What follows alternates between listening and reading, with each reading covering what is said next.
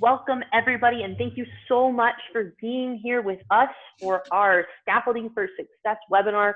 I'm really excited about this one just because I think it's going to give you guys some good insight into how to help your students and how to best support them as they do ADI, which is a difficult endeavor for them and for you. So we are going to tackle that today a little bit. I am Ashley Murphy. I'm sure I have met some of you. I recognize some of these names on here. So hello to everybody that I know. I'll be your moderator today. And what that mostly means is that I will be helping out with questions, monitoring everything. And yeah, I just had somebody ask, actually I was going to talk about the Q&A. There's a little button down at the bottom where you can click Q&A. If you type any questions in, I will either get to them during this, or Adam will answer them at the end. If there are too many, you could always just email me. But I just got a question that says I have to leave at 5:30. You're recording this. We should be done by 5:30, but yes, we are recording this. You will get an email that has the link, but also after this, we will put this on our YouTube channel. So this is accessible to you guys after we're done here. So that's pretty much all I've got for you. Your presenter today, you know him, you love him, Mr. Adam Holman, the man with the most convincing Bitmoji I have ever seen.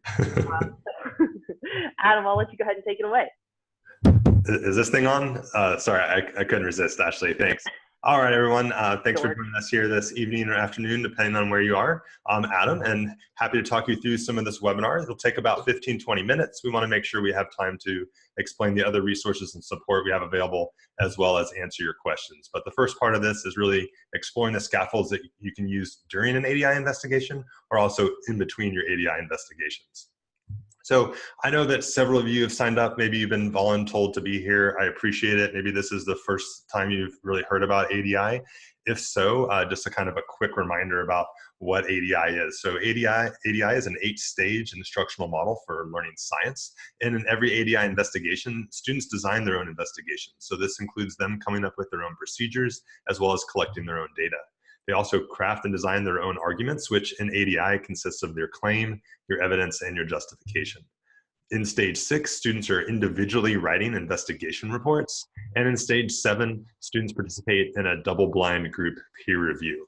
In all, there are 8 stages of ADI. I'm not going to talk you through all right now. Just remember that I'll be referencing these. They're on our website, on our YouTube channel. Take a picture of the slide if this is totally new to you. So I'll give you a second to do that, but I'll be referring back to these stages a couple times as I talk about when to use this scaffold and which stage the scaffold is best used in. All right, so let's go ahead and get started. Starting with a challenge or a problem. And the first challenge is that oftentimes this is the first time a student has really designed their own investigation, or at least at the level of inquiry that we kind of demand and expect in ADI. So at first, students often design investigations that maybe aren't the highest quality. Totally fine, totally normal.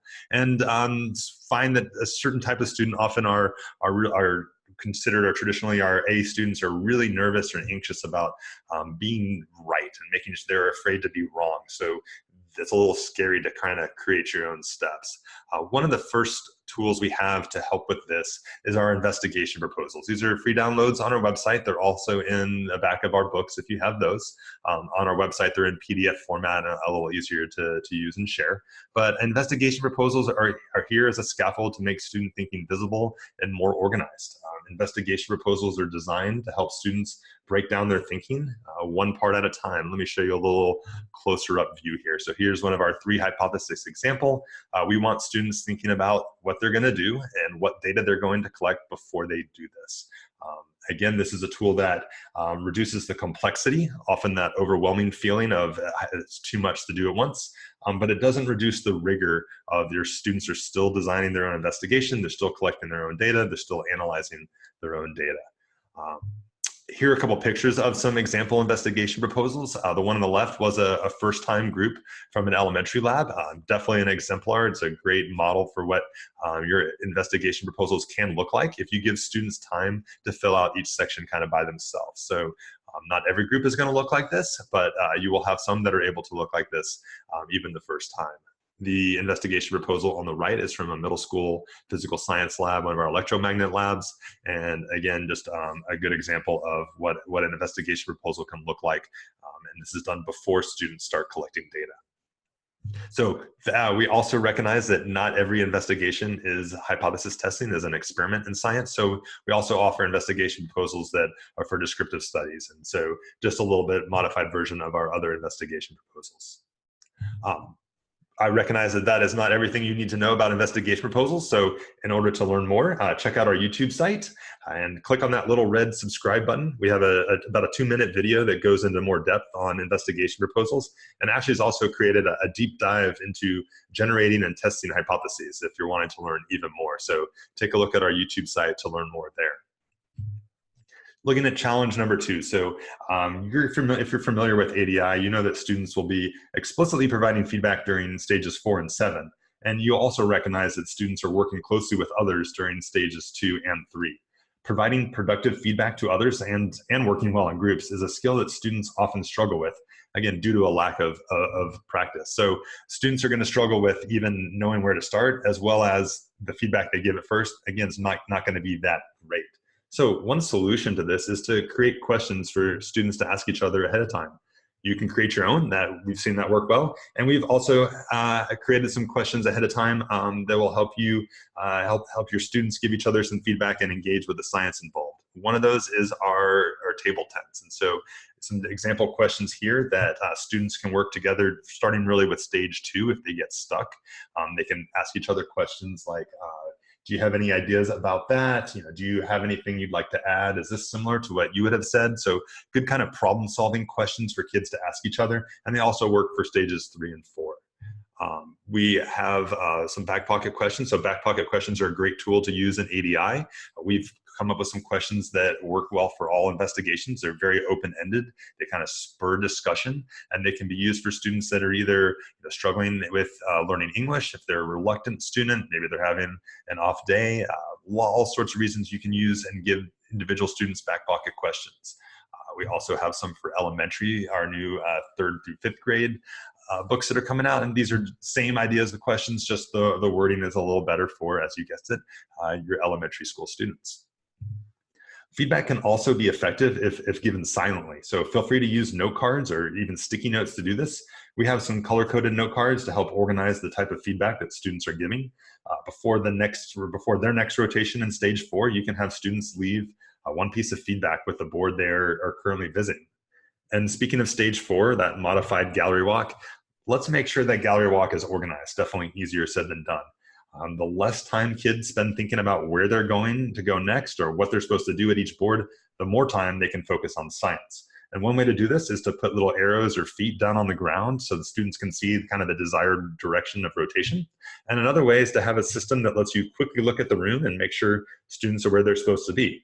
We use lanyards to help accomplish that. So if you have groups of 4 with their colored lanyards, 2 people are going to stay and present, 2 people are going to travel, and that first rotation is going to look something like this. So as a teacher, if you're looking at this room right here, you can see that there are 2 colors at every board, and that's one way to make sure that students have moved in the right direction and that 2 people have moved, not 3 or 1. And so color coding your gallery walk is also an effective way to keep it organized. Also notice that we recommend putting your boards to the outside. Letting this rotation go as circular as possible is just an extra little hint for making sure that stage 4 goes smoothly. We also don't expect students to remember everything from every rotation during stage 4. So there's a little note sheet they can use. We have a free download on our website. They can jot down a few big ideas after each rotation. I also want to point out, since we do get this question a lot, is that it's totally normal and acceptable for students not to see every board during stage 4. So if you had 8 groups, for example, doing 5 to 6 rotations is completely fine. It is totally, I'd rather kids leave my room wanting to know more than have them bored and having stage 4 take too long. So skipping a couple stages here, the next time students will give feedback to each other explicitly would be during stage 7, the double-blind group peer review. Here we often find, especially at first, is that students are really just focused on mistakes in structure and spelling and grammar, often because that's what they feel they can critique the most or the best. So we have a little peer review feedback card giving students sentence starters here. Feedback sentence starters really helps them focus on critiquing the ideas involved, moving them away, shifting them away from just focusing on grammar and spelling mistakes. So next, stage 6, students are going to individually write a lab report. And what, your kids don't love writing in science? Maybe it's because they're a little intimidated. Historically, this maybe is what their lab kind of report looks like. Pretty formulaic and real specific in each step. We're going to shift them kind of from this to ultimately writing reports that look like this. And one suggestion we have to do this is to chunk your investigation reports. So each ADI investigation report has 3 paragraphs. Each paragraph has 1 question, and that question, those questions remain the same for every investigation. Here's an example slide that we use with our students for the first section, the introduction. So that question, what were you trying to do and why, is always the introductory question for each paragraph. But here I've also reminded students, hey, make sure you include these 3 things here, or keep these 3 things in mind. And hey, this is where you can find that. So we want students to recognize, okay, I can write 1 paragraph at a time, and oh, you're already kind of telling me where I'm going to find things and reminding me what I'm going to do. Yeah, I can write that. That's not as bad. Give students 7 to 8 minutes for this slide, click it over to the next section, and have them write the method section very similar to this. So highly recommend chunking your investigation reports. We also have on our website under the free downloads, investigation reports with some sentence starters or investigation report skeletons for your reluctant writers, your new to English learners. This is a great way to get them writing in science. And so this does not completely reduce the rigor of the task. It just reduces the complexity and again lets students kind of get started somewhere. So highly recommend you chunk your investigation reports as well as provide sentence starters for those that need it. All right, up to challenge number 4. This ADI thing is still new. So, what are these expectations? What do you want from us? Students are still new at arguing from evidence. And so one way to help make expectations really clear is to help remind them of, hey, what does an argument look like? So this is an argument presentation on a whiteboard. We have this in both poster form and little note card form. But on the left here in the evidence, we can remind students that, hey, this is from your investigation. This is in the data plus an interpretation. Your evidence goes on this left side here. This justification, which is often the last piece that students really understand, is all about the bigger ideas, those big science concepts involved with this lab. Also maybe a couple assumptions. And hey, you can find that in your handout. So it's totally fine to be explicit about when you start stage 3, hey, here's what your whiteboard is going to look like. So we have like a full-size poster for this you can hang up in your room. We also have a little argument on whiteboard cards that can go either individually in students' notebooks or on every desk as just a way for them to reference, hey, what does this argument thing kind of look like? Also, before you start stage 4 and you go into that feedback mode, I think it's really important that you are explicit about what good feedback looks like. And the first one, especially for students the first time they're doing this, is to make sure that we're respectful, that we critique ideas and not people. That's what it means to, good quality feedback is about critiquing ideas. So we're not going to say hurtful things. We're going to still be nice. But we're also going to be specific. So not just good job or that's not so good. What is it that needs to be improved? Point that out for me. We also want to be helpful. So how do I make it better? It's one thing to say, make your free throws. Thanks, Dad. Always appreciated that as a coaching advice. Show me how, right? I'm trying my best. I just don't know how to make it better. And then finally, we want students to kind of use scientific criteria as often as possible. Focus on what counts in science. So revisiting the ground rules of critique before they start critiquing students each other in stage 4. I also would revisit this, especially the first couple times before they do peer review in stage 7. So just remind students, here's what scientists say it makes good feedback. Here are the rules that we're going to abide by as a class here. All right, finally, my students don't get enough practice. We recognize that if you do 6 to 8 ADI investigations per year, we're rock star status. So 6 to 8, you're not doing these every single day in class. So your students are definitely getting better, even if you do 2 to 4 of these, maybe not as quickly as you like. So scaffolds, there are things we can use to help students get better in between ADI investigations. First is using some argument cards. So whether you create an example argument from common mistakes you've seen students make, or whether you use pre-made argument cards that we have, there's a couple activities you can do with those. The first being have students just sort them into strong and weak piles. The conversation about why is it strong, what's strong, what did you like, what didn't you like, that's where the value's at. But having them sort and look at arguments and different examples really will help them improve their whiteboards for next time. It's amazing how quickly they get better at designing arguments when they get to practice seeing examples of both strong and not so strong arguments. You can also use argument card or example arguments. Project this on the board via dot cam or your projector, however you can. How can we improve this based on what we've said makes a good argument? What's good about this? What's not so good? What advice would you give? How do we make this better? So these little 5 or 10 minute activities of looking at arguments and asking what's good, how do we make it better, what should we think about for next time, these are all great activities you can do, little mini activities you can do in your classroom that really will improve your students' ability to create arguments, but also will help them with their next ADI. You can also use your dot cam to either project actual student written report, or you can be a report that you've written, again, thinking in mind, keeping in mind what kind of mistakes your students had been making. So here's an example from the method, the second paragraph of our report. You can project that to the class and kind of do a quick 5 or 10 minute peer review, have them turn to a partner, find 2 partners. Given this peer review feedback card, given these sentence stems, what's 2 things of feedback we can give? What are 2 things we like about this paragraph? What are 2 things we would suggest they change? So have them practice doing peer reviews, not just when you're doing peer review in ADI, and you'll be surprised also how much better their writing gets as well, even though they're not writing reports. So I highly recommend some practice peer review as well.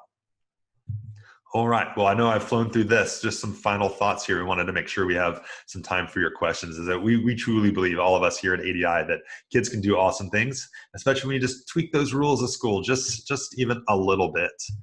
We also wanted to make it clear that these scaffolds are meant to be used as needed, not necessarily for every kid every single time, but the ultimate goal of either taking them away or not using them as much. So the investigation proposals might, the first time you use it, you might give them individual time per section. And after a few investigations, you can pretty much just hand it out and the kids are going to fill it out on their own.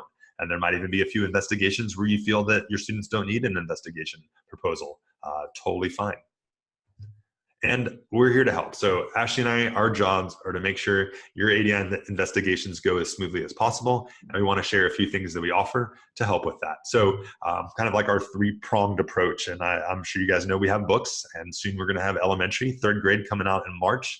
We'll have 3rd, 4th, and 5th grade soon. So we will have 3rd through 12th grade covered.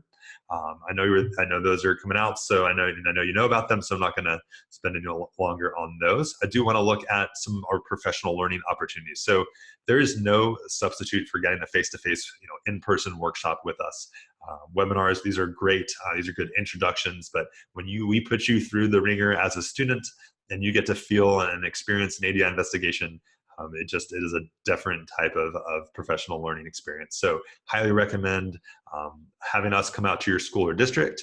And if that's not possible, we have some registration-based workshops where anyone can sign up. Doesn't matter where in the country you live. If you want to come down to Houston, I think that's just next week, come on down and you can register for these. So on our website, you can get to these links directly, or if you go to that link that they have, the TinyCC link, you can find these out as well. So as you can see, we're in California, Charlotte, Texas, and I'm flying to Oregon tomorrow for that workshop on Friday. So we've got some registration-based workshop popping up around the corner here, and we also have some more going on later in the year as well. So check our website for updates there.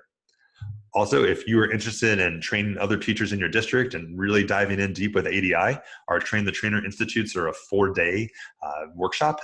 Right now we have two ready to go both in the Dallas area, so Grand Prairies and Dallas, Texas, around spring break time for most of us in March, and then back in Dallas again in July for Train the Trainer. So learn about it as much as you can. We're going to let you train teachers in your district. And if you're really into ADI, check out that link and take a look at our Train the Trainer Institutes. Also, several of the scaffolds I mentioned are available for free on our website, so argumentdriveninquiry.com. On that top there is the free resources tab. take a look, explore around, download what you want, try it out, let us know how it goes. And we're happy to always, make and tweak things based on what you guys need. And for those that were scaffolds that are not available on our website for free, several of the scaffolds that I did mention are available on our little store. And for having to put up with my annoying voice this webinar, let's get you 10% off. So ADI Webinar 10 to get 10% off your order. Take a look at shop.argumentdriveninquiry.com, or you can just go to argumentdriveninquiry.com and then click on the store there. So explore around, see what you want, see what's going to help you and your students with their next investigation, and let's get that shipped out to your classroom. And finally, I can't recommend enough a couple of social media sites here that are really helpful for teachers. And the first is Twitter. So if you're not on Twitter, create an account right now, follow us, I'll follow you back. Twitter is an amazing resource for connecting and networking with other great science teachers around the country and the world. If you look at our feed, you'll see what teachers are doing in ADI. You'll see whiteboards. You'll see videos of stage 4. In fact, you'll also see we want to give away some scaffolds. So participate in our little Twitter giveaway. Send us a tweet. Tag us in it with your answer to our question that we tweeted this afternoon, and have some fun with it. As mentioned earlier too, we have our YouTube page. If there's a video you'd like and don't see, just send us a message and I'll see what I can do. And finally, we have a Facebook site as well, and there's a group there called Argument Driven Teachers. If you request to join it, I'll probably let you in.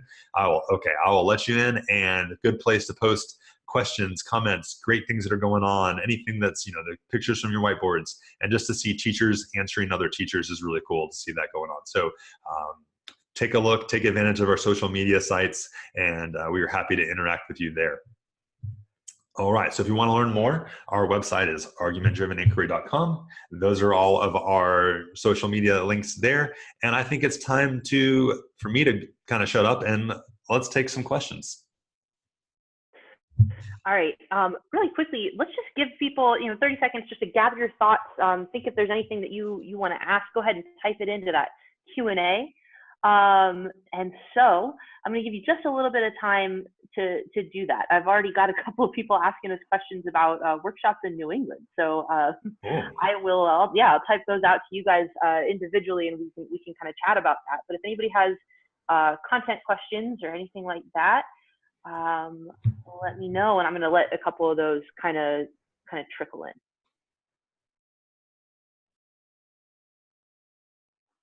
All right, well, everybody's working. I have a couple. One's a super easy one, Adam. I'm going to go ahead and answer it. Where can you find examples of the table tents and things like that from the webinar?